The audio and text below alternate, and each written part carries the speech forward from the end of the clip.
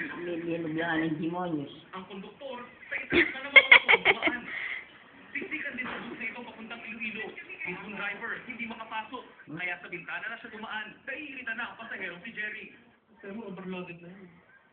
Bakit ka tumigay? Hindi rin nakatulong na may ilang bus na nasiraan. Kaya naantala din ang biyahe.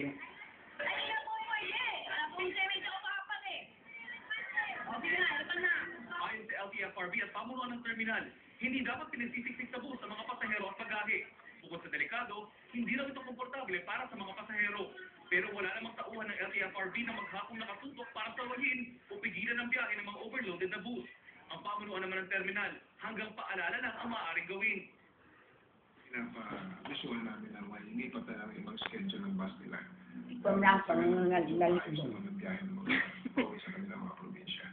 Kami talaga may limit bakit kaso lang mga pasahero, marami talaga silang dinadala. Apoy ngaro niyo pa.